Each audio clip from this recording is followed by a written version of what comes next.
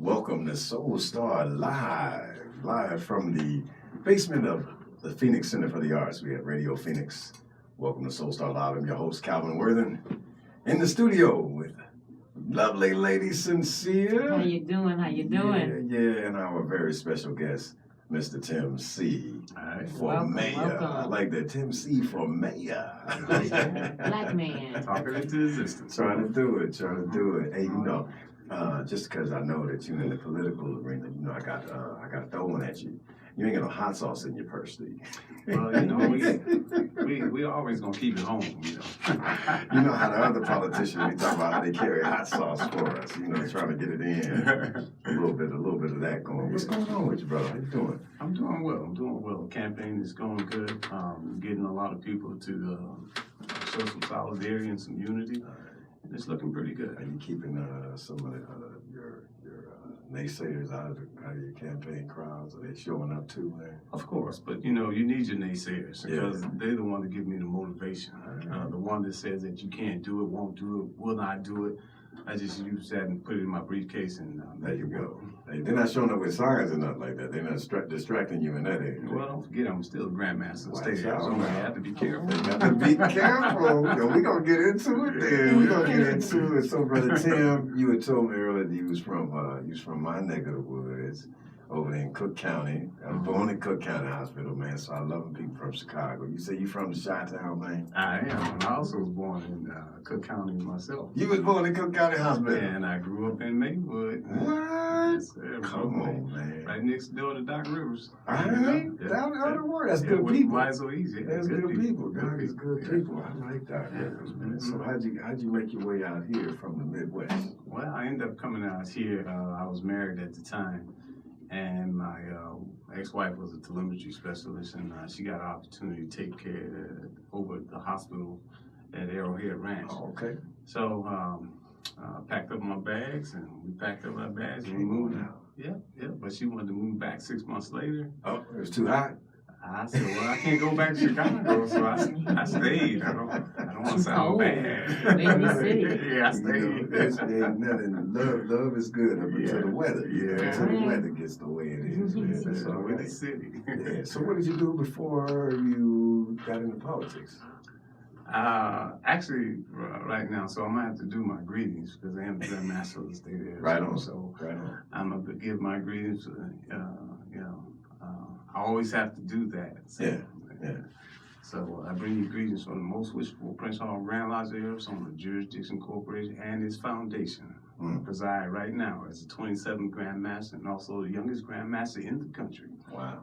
That is true. Wow. That sounds like you just scared me. I'm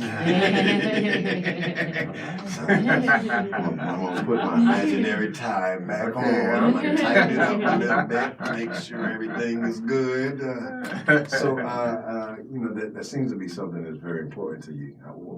What age did you get involved with masonry, and how's that something that has benefited you? Well, it is to be ironic. I became a Mason in 2005, so I became the Grand Master in 2016. Wow. So if you start doing your Prince Hall history, I was the fastest one to go from a Master Mason to the Grand Master. Wow. So, and I'm also the president of the Four Corner Regions that cover Nevada, Utah, Colorado, and New Mexico. And so the Four Corner Regions, though, that has to do with some of the original peoples. That's correct. Yeah. What tell me, you gotta let me know about what's the relationship of being, so you the president of that situation. That's correct. So that's like a nonprofit, or is that's like a supporting? Well, they're sovereign within themselves, but I'm like their representative. So, Word. because I am the president of two nonprofit organizations, so I incorporated that into the Prince Hall for its fundraising, getting scholarship and things of that nature. Nice. So I got pretty lucky and was able to raise some money to support our kids across the country. Yeah. And you mentioned that you're giving some scholarships out in the Roosevelt district as well. I have. So education is pretty important to you. It is. For the state of Arizona, I think I've raised over $1 million in year-round scholarships. Wait a minute. Yeah, I know it's been quiet, but it's been done. Wait a minute. $1 million and in scholarships too? Yes, sir. Wow. scholarship. So what are these? So these organizations of young people I work with, or if anybody's interested, how do they get involved with some of these organizations that you've been raising funds for? Well, that's the thing. I just had a meeting at the Grand Lodge, where I had all the politicians show up and give out some of their resources. Okay. Now, down at the Grand Lodge, I teach business classes, nonprofit classes. Oh, okay. Also teach you how to get your rights restored. Okay. I've done that. Raise scholarship for children.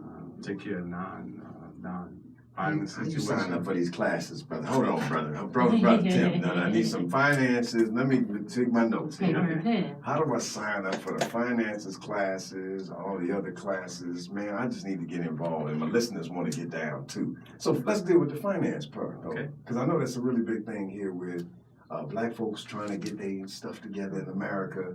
We got to deal with finances, and so there's a part of it that we understand, that we see, and then there are parts that we can't see because we just haven't been given that information there. What am I going to learn from you in the finances? Well, that's the thing. As a culture, we're never taught how to take care of finances. Mm-hmm. We're taught how to spend it, and that's never a problem. But when we start taking care of finances, there's some different things. Now, you asked me how I got good at it? Yeah. I was broke. Yeah, that's contagious. Yeah.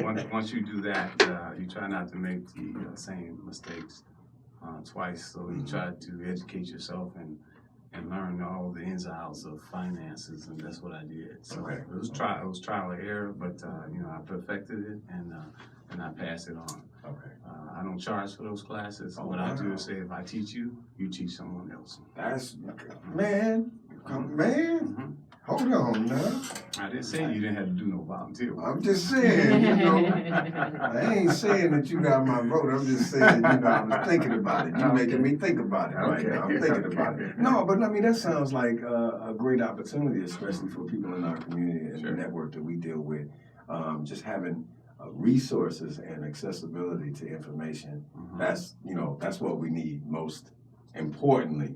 So what is it that makes you want to offer this service? Like, where is this coming from? This is like the heart of Tim Seay? Well, you just hit it. It do come from the heart. I grew up poor. I wasn't wealthy. My mom and dad, they were together. They took good care of us. But you tell me you come from a 2-parent home? I did. Black folks still coming from 2-parent homes. That's a good thing, isn't it? Ain't that all right? Great thing. I moved out when I was 7. Oh man, I got kicked out when I was 17. Oh yeah, okay. That's the dirt that we was looking for, brother. See, we gotta dig the dirt before they find the dirt on you. We want to make sure that we find the dirt first, wash it off, and then we can think that was on Soul Star Live first, baby. Well, that's what I said. If they're looking for dirt, go ahead and find it. I have nothing to hide. What you get kicked out for? It was 17. No, actually, I was just teasing. 17. Nah, I was teasing. That's what I plan on doing in mine. 17. Oh, I'm get out. telling. Don't tell him now, because if you tell him now, I'm gonna tell the wife. She comes back in. She want him out before him. What you talking about? Listen, that's another eating body in the house. That's a body you got to fill up and you got to dress. Especially those boys, they eat a lot. You know about that. ASAP, man. I'm trying to get him out as soon as possible, man. I moved out when I was 17, but it was by choice. Oh, that's what's up. Yeah, Man, my dad said, man. "You want to be a grown man, then this is what you have to do." I said, "Well, that's what I'll do." Right. And you didn't want to come back.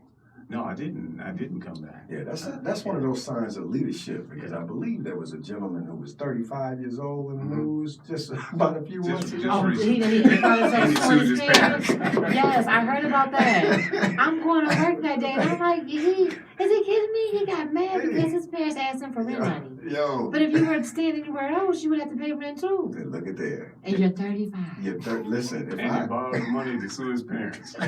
Yeah, like that's crazy. That's crazy. Crazy. The cool thing is that we're able to make fun of that situation, but there is something to be said about the leadership and how any leadership that we elect to run our cities, how they grew up and what are those principal values, and something like, hey, I left the house because it was time for me to move on. That's true. It shows a lot of tenacity and hopefully you can use that to bring Phoenix to a new place of peace and education.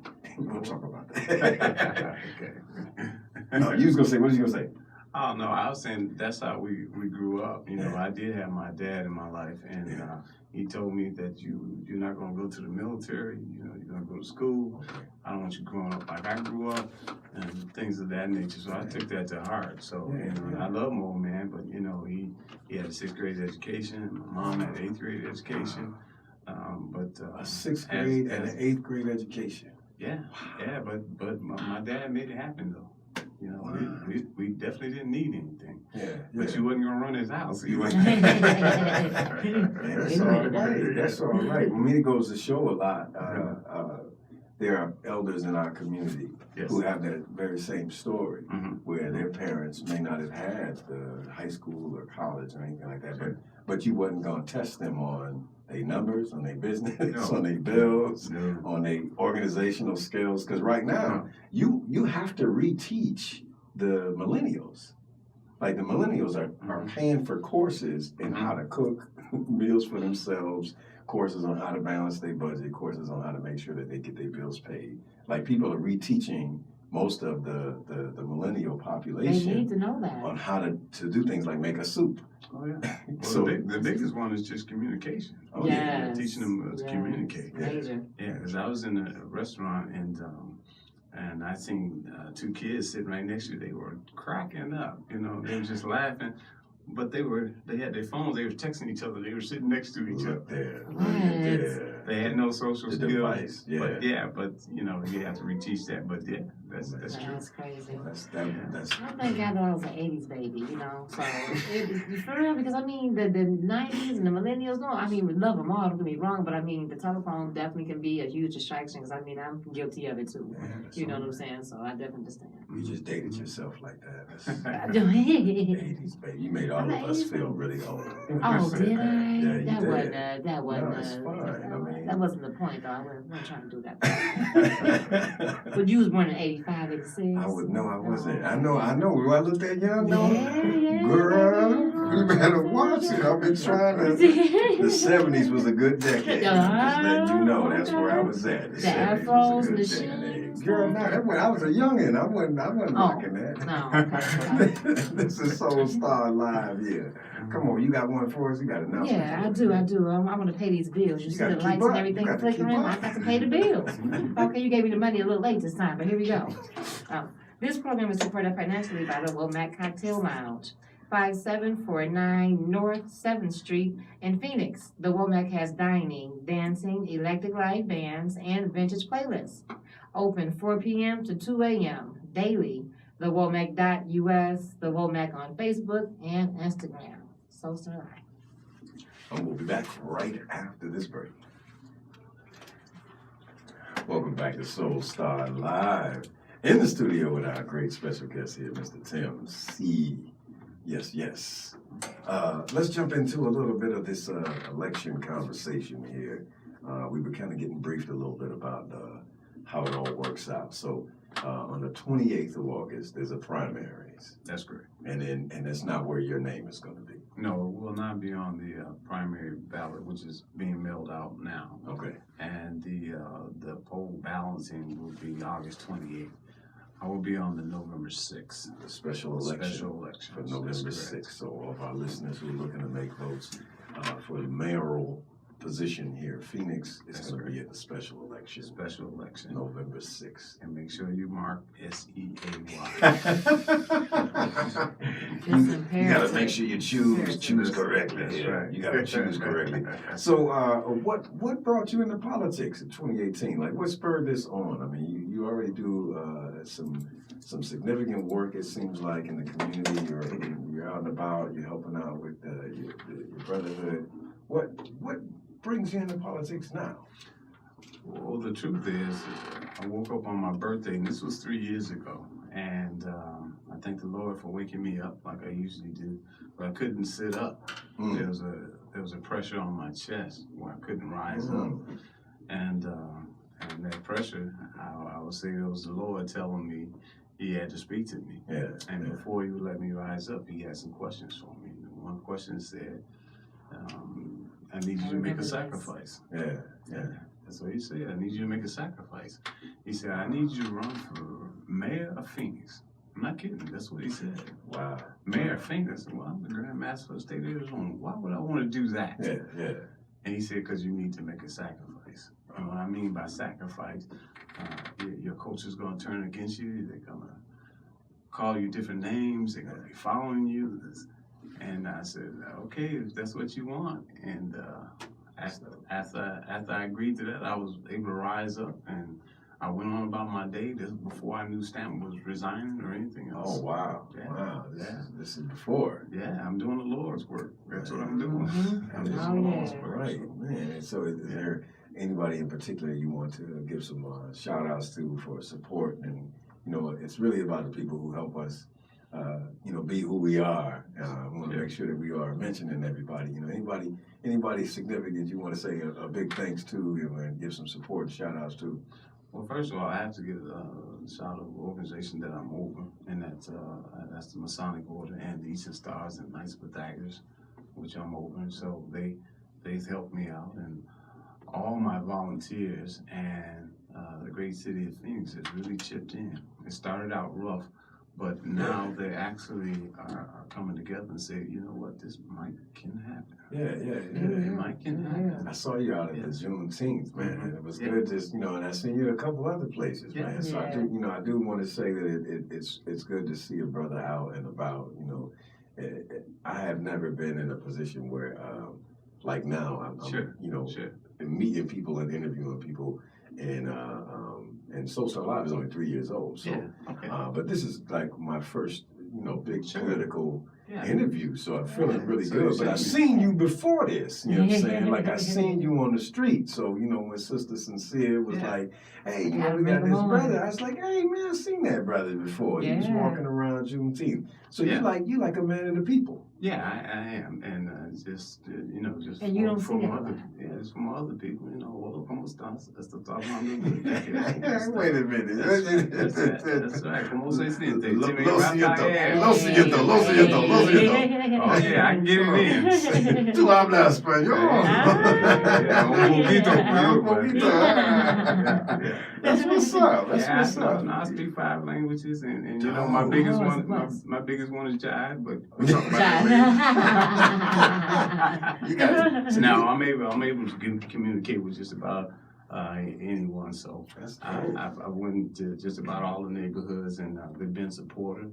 And this race is going to be quite different. Wow. Yeah. It'll be quite different. I love how you get in and how you interact with the youth. You were at the Keith Murray concert, and when I saw you, I said, he was at the Keith Murray concert. Yeah, Keith Murray, I put him on the stage for a little second. Oh, wait a minute. And I'm like, what do you know about Keith Murray? What you know about Keith Murray? So to get involved with the youth, man, and to come out and shake hands with them like that, I mean, that's a good way of connecting with them, talking to them, because you're bound to see so many young people at these kind of events. Keith Murray, so that I can't peg you. Like, I can't date you. I don't know how. What decade you've been around in. What you done dropped James Brown on us in the beginning, and then the Keith Murray. Yeah. So I'm like Biggie Small too. Same number, same address. So you telling me the potential mayor of Phoenix got himself a musical ear? Hey, well, I just want to let you know that I'm all around. Most people that don't know me, I tell them go ahead and Google me. I've done some things in my life that I'm pretty proud of, and I've put in some work. I've put in some work with the youth and the community. With the youth, man, and that's where my heart is. There. What is it that strikes you about making sure that you reach back to the young people? Like, why is that important to you? Well, like I said, that's the way I came up, and I do feel like I'm pretty blessed. Of course, everyone has their trials and tribulations, but I've learned from my experience, and if I can help someone to the next level, by all means, I'll do that. Yeah. And it's not about charging anybody or trying to make any money. I tell most people, if you don't pay so much attention to money, that money will come. Money will come. It'll come. It'll come. Right when you're not expecting it. Yeah. But if we can teach our youth to the next generation, and this is a big part of my candidacy, is to kick the door open for the next generation. Yeah. I let them know that it can be done. You can't They are the future. They are the future. They gotta know about patience too. I mean, a lot of young people, they want to get rich quick. It doesn't happen that way. Yeah. Master P, P. Diddy, those guys, it took time. They got degrees, so you take your time with things in order to get it. Well, if you get it quick, you lose it quick. Exactly, because you didn't appreciate it. Didn't for never real. appreciate it. Yeah, it's the truth. Yeah, they say that most millionaires and billionaires they're stingy because they know what they do. Yeah, to keep it. Yeah, keep it flowing. We'll have to get some of that going there. So we have Brother Tim Seay in the house here, and you can get more information at timseay4mayor.com. That's the number 4, and Tim Seay for Mayor 2018 on Facebook. Tim Seay for Mayor at gmail.com with your questions, and we'll have more Soul Star Live right here, right after the break.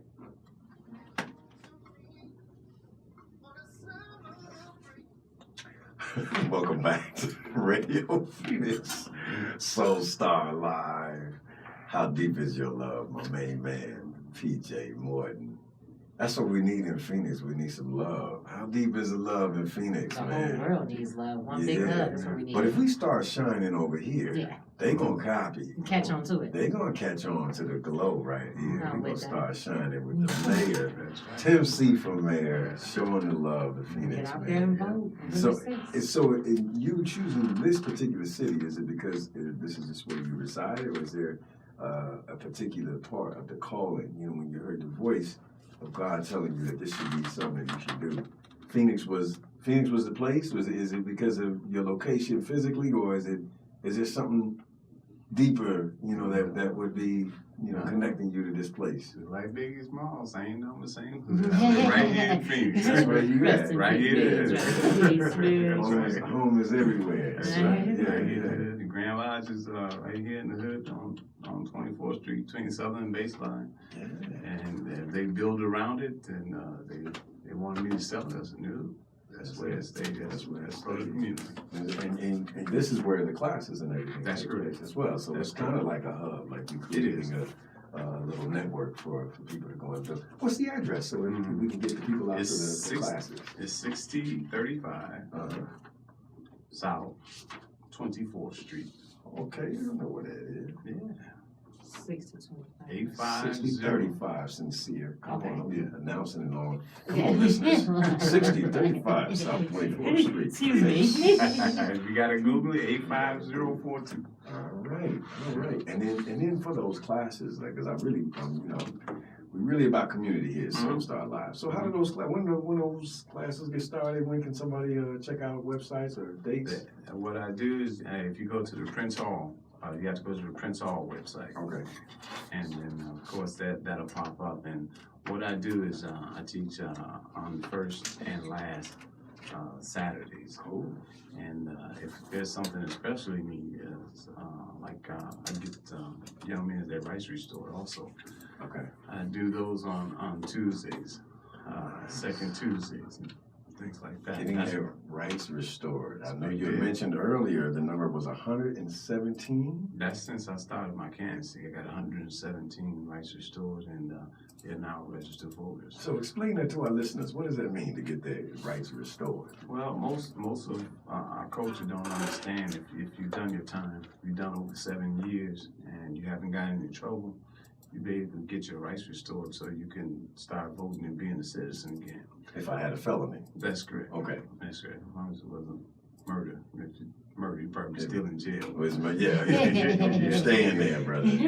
Or sister. Let's skip that. Some of the minor ones, if they've done their time, we get to your rights restored. You get back to, not hiding, taking care of your family, and being a citizen and voting for me. Gotta get the plug in. Hey. So having your rights restored, though, is that a process that if listeners are catching us on this Sunday and they know somebody that have met the qualifications, which is that not have committed a crime for the last 7 years? That's correct. And if they are looking to reach out and participate in this season, how would they do that? They contact you and Well, that's exactly what happened. I restored a couple people rights, and it's just word and it spread. Okay. They all started coming to me, and I was eager to help them. Right on. So you got the address, and like I say, I'll give you my number too. That's no problem. It's 623-210-3977. Call that number, leave me a message, or leave me a text, and I promise you I'll get back to you. This brother right here. It's gonna be like Mike Jones. This How you brother gave right his here, number he was out. like, yo, I'm gonna just give you the digits, right? You can Same hit number. me on the street. I'm serious about us coming back together and We need that. getting to the table. We have to get to the table. Right away. And the only way we can get to the table, we got to be able to register to vote. That's the system. Since 2008, when Obama ran, we voted. Yeah. But after that, we had 75,000 voters drop off in Phoenix alone. So you talk about the 2016? That's correct. You sent 75,000? 75,000. So I'm telling Just you, was it's time to come back to non-participating. Texas. That's right. Just a They non-participator. didn't want to vote at all, but if you play into that system where you don't vote at all, that's kind of what they want you to do. If you don't vote at all, They're gonna select somebody anyway.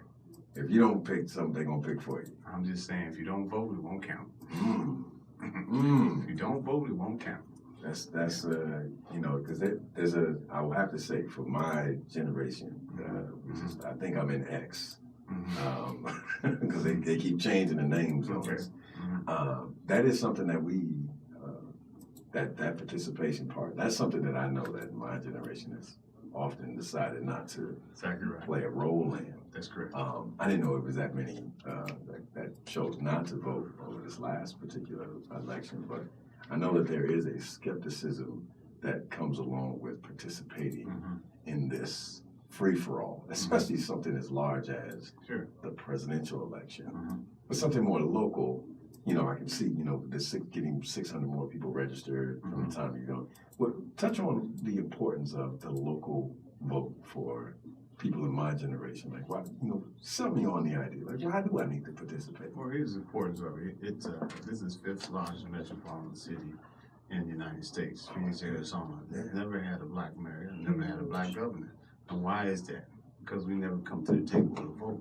If we don't come to the table to vote, we'll never get in. So my job is, for my candidacy is, I won't walk away and say, can you vote for me? I'm not gonna walk away. I'm saying, are you registered? And if you're not, I need to get you registered. There you go. And they say, why would I register? Because I'm running for mayor. I'm giving you a reason to vote. Giving you a reason. I'm giving you a reason to vote. They've told me before, well, I never had a reason. I'm giving you a reason to vote. If you want us to come to the table and show some representation, they have to register to vote. And I've told the same ones that need to get their rights restored. Okay, if you want to get to the table, stop telling me, well, I don't want them to know where I'm at. And I said, if you got a cell phone in your back pocket, they already know where you are. So don't say it too loud. Stop hiding. They already know where I'm at. Well, we need to stop hiding. We need to stop hiding and come to the table. Of course, we got some things that, you know, personally that we don't want anybody to know, but that's not for the registration or registering to vote, because people don't understand that's the system. And we can't get past the system until we register to vote. So we have to get to the table to make a change.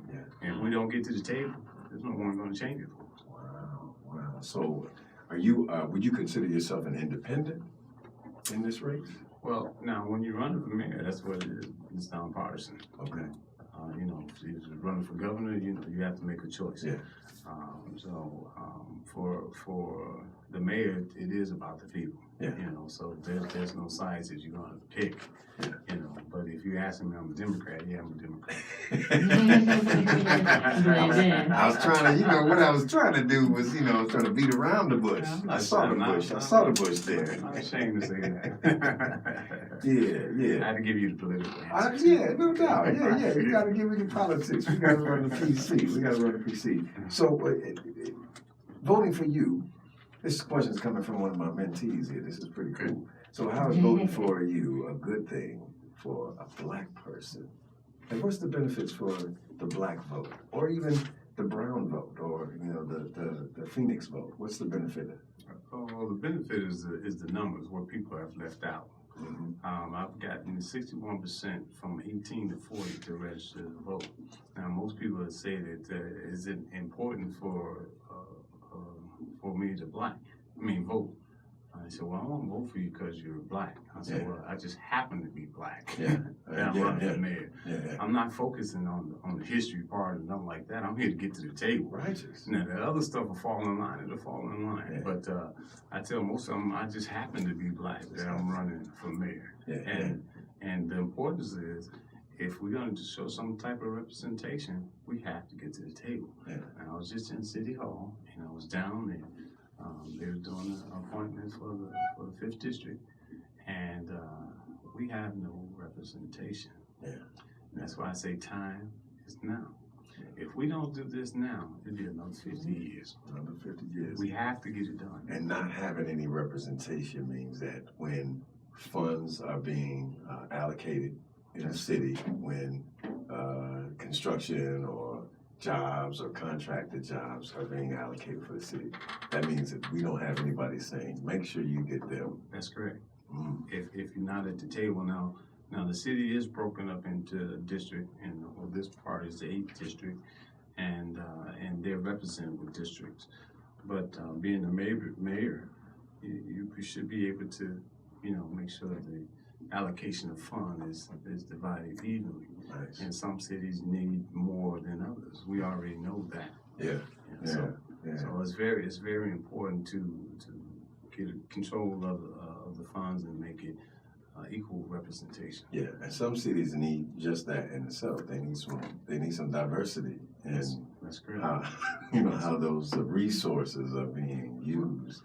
Well, that's correct, and we can use the language barriers. We can use any excuse we want to. That's why I tell them, speak fine language. So there's no neighborhood that I can go in and not understand what the situation is, and allocate those needs and wants and funds to each district. Wow, that's man. I'm in my mind. I'm imagining you doing like rallies in all 5 languages. It's like, come on, Stas, come on, get outside. Just running over there doing it. I see you know a little Spanish. Hey, listen, this is a special place. You gotta pick up on something a little bit here and there. Man. So where'd you go to high school at? Let's get some more about. Right after this break, though, we're gonna talk a little bit more of you, because I hear the music playing. Go ahead, sister. Go on, pay the bills. All right. One way to support Radio Phoenix is by becoming one of our members for as little as $35 per year. Members receive discounts, savings, and other benefits provided by our membership program partners. And don't forget, the membership fee is tax deductible. For more information or to sign up, call 480-829-5746. That's 480-829-5746, or go online to radiophoenix.org, click on the support tab at the top, and then become a member on the drop-down menu. We thank you for your generous support of community radio.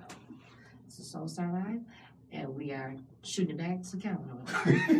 We'll shoot it back to the break then. Y'all stay tuned from Soul Star Live.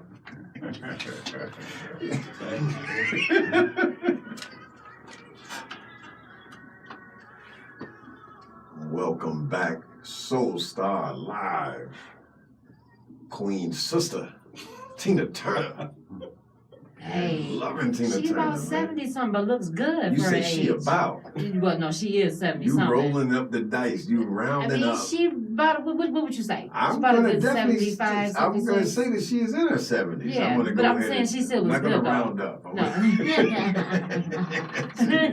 She looks good, though. She might be. She may be, but she's rocking it real well. You think she in her 80s? No. Better Google it. I think she's Let me see. Let me Google that right now. I think she's Let me see. 81. She looks good, though. You think she about 81? No.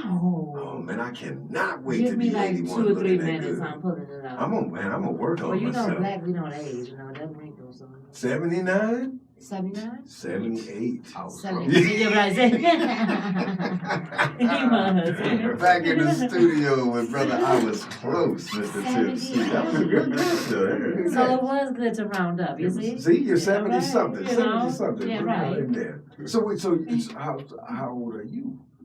Nah, you had to go ask that. You know, I had to ask because you first of all, you got the hip hop on your side, and then you quoting my main man James Brown, and now you know roughly around Tina. I mean, can we get a decade? A decade, you know, I was born in Cook County in the 60s. In the 60s. Ooh, you was born in the good Later times. 60s. You was born in the Just good before times. you. Ooh, Lord have mercy. Ooh, Lord, I was really in the later 70s, in the way later 70s. So, later 70s? Yeah, it was. I'm the baby 70s. I'm way at the end. I just feel like the year was closing out, and I was like, yo, I'm getting in, and I'm gonna get it in before this decade is over. It's a good one. I am getting some gray though. There you go. I'm getting some gray. I'm gonna probably be like Obama. I'm just gonna go straight gray, let it go. Politics comes with that, huh? Just start salt and pepper up there a little bit. It's like, take this here with you in the politics. Yeah. A little salt and pepper on your head. So where'd you go? You went to high school in Chicago as well? I did. Yeah, where'd you I go? went to high school East. Oh. What high school did you go to? I didn't go to high school in Chicago. You did? I went to Oglesby, and we moved from middle school, from grade school, and I ended up going to Minneapolis. I went to Wattsburg in Minneapolis. Yeah. Okay, I thought you went to one of those South Side schools. We used to They go over were there there. to beat them up when They we needed a were. win. Oh, yeah. I'm talking about my side. South side. I'm over there, 63rd and Mesquite. Shout out over there, Cottage Grove, 58. We over there trying to do it big. You probably would have been coming up in there doing it. Oh yeah, we I know how did. y'all do. Hey, when we was on Lucin Street, we went right over there to the South Side to get a win, to get us a win. That's just because we were sharp as tacks, though. Yeah, It's because we made you better. We made you better. Don't worry. Yeah, but I grew up with all those guys. Zay Thomas, Doc Root, Mark Aguirre, I knew all those guys. Nice. So what'd you play? What was your position? You know what? I was pretty tall in high school, but you know when I went to college, I was kind of one of the short guys. Okay. So I went from forward to point guard. Point guard. You coming into my territory there. You know, that's where the short man lives. That's right. You know, That's right. and we coming back, man. Hey, Isaiah Thomas. good shooters.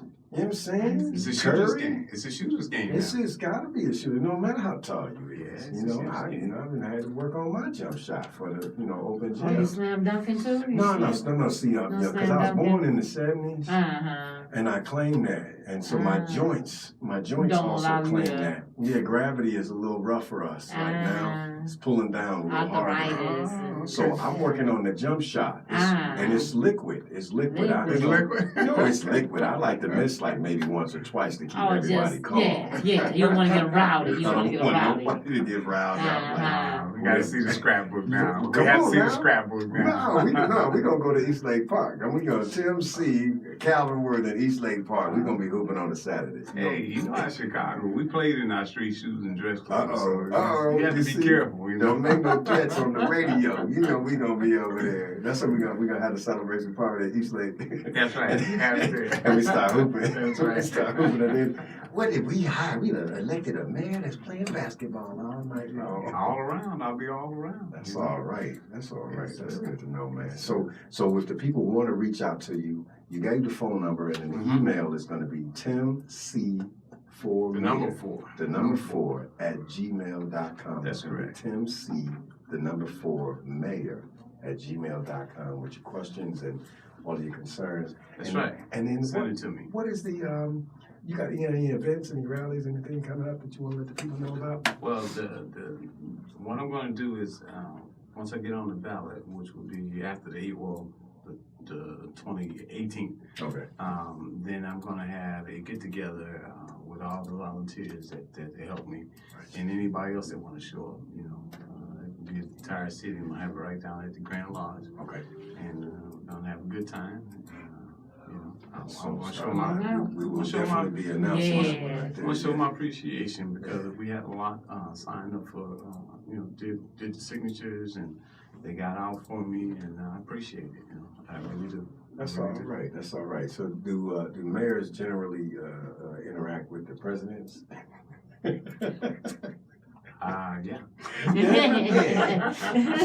There's a chance, if you could deliver a message for me.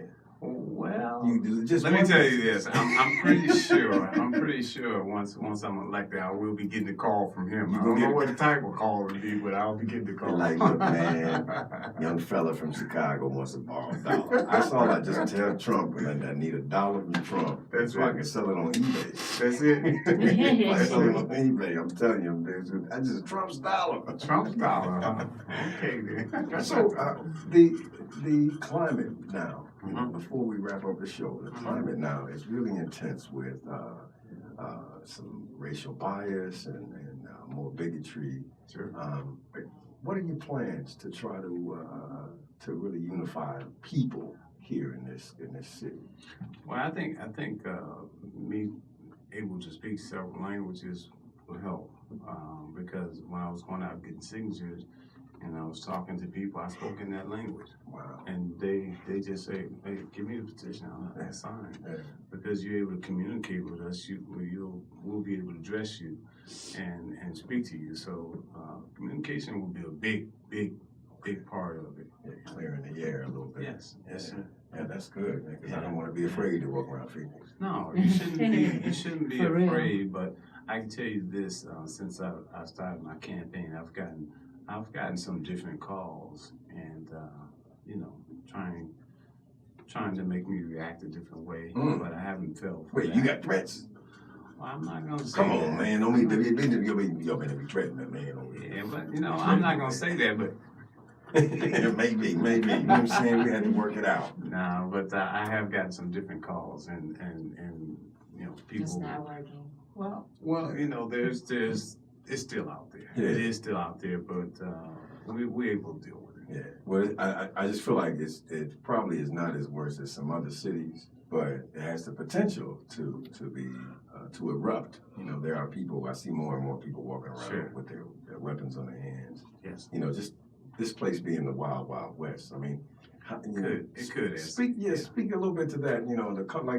Bring some comfort to a brother. Like, is this as dangerous as it looks? Oh well, here's the thing, because we came from Chicago, right? And back then you probably had the gun and your bullet had to be in a separate place. But here, if you holster your gun, I could almost guarantee you, if you get into a confrontation, somebody's gonna pull it. Well, but somebody may back down too. Yeah.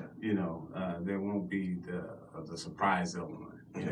So public safety is always a number one concern of the city, and the training of our officers and things like that do have to pick up a little bit because there's a shortage of officers.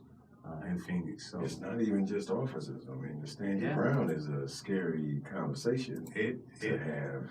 It is. With just us as the people. It definitely is. But we'll be able to address all those. But we can't be afraid to walk in our own city. I like that. I like that. Mm-hmm. This is Soul Star Live. I'm Calvin Worthen.